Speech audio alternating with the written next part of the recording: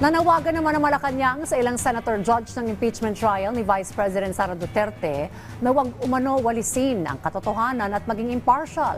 Muli ding iginiit ng palasyo na nanatiling hindi manghihimasok si Pangulong Ferdinand R. Marcos Jr. sa nagpapatuloy na paglilitis. May detalye si Clazel Pardilla. Huwag silang magdala ng walis sa Senado. Patutsa Dayani, Palace Press Officer Claire Castro sa ilang senator judge na nagpakita umano ng pagkiling kay Vice President Sara Duterte sa pagdinig sa impeachment case ng pangalawang Pangulo.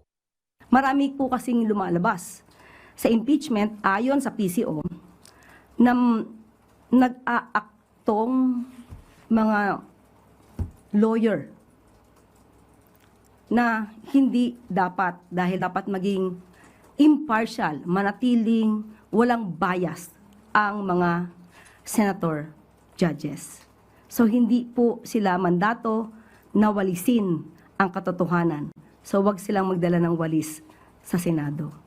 Tinutukoy ni Castro ang pahayag ni Senator Judge Amy Marcos, kilalang kaalyado ni Duterte habang nakikipagtalo sa state auditor at prosecution witness na si Roderick Wamil. Ang tanong dito, sino ang accountable officer dito sa sitwasyon na to? Kasi ang liwaliwanag na hindi naman si Vice President ang payee.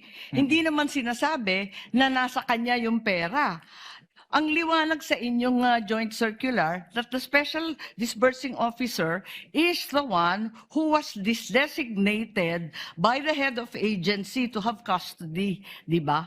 And in the case of the OVP, si Acosta yon. In the case of DepEd, hindi ba si Farda yon? That is not entirely correct po, Your Honor. Because under the joint circular, it shall be the responsibility of the head of the agency first to approve yung cash advance.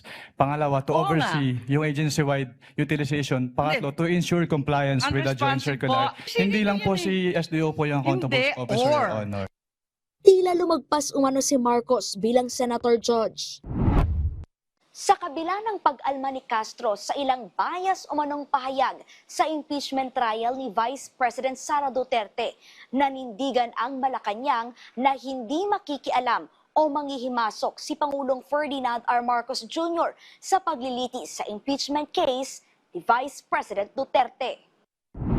Tiniyak ng Malacanang na patuloy na hinahanap si Senador Bato de la Rosa. Pinaiimbestigahan na rin ang nagpakalat ng fake news kaugnay sa pagdakip umano kay de la Rosa na una nang tinawag ng palasyo na diversionary tactic upang malihis ang atensyon sa impeachment ni Duterte. Ipinag-utos na rin po niya sa anti-fake news desk natin na tignan lahat ang nagpapakalat ng mga fake news katulad ng nangyari dito sa di umanong pagpapaaresto kay Senator Bato de la Rosa at titignan din natin kung ito ba ay malisyoso.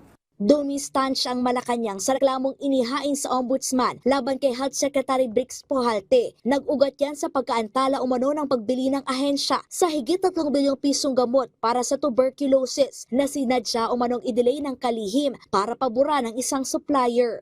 Nasa jurisdiction na rin po ng Ombudsman kung siya ay kinakailangan na magpataw ng preventive suspension para sa mas malinis na pag-iimbestiga sa naturang reklamo. Clazel Pardilla para sa Bayan.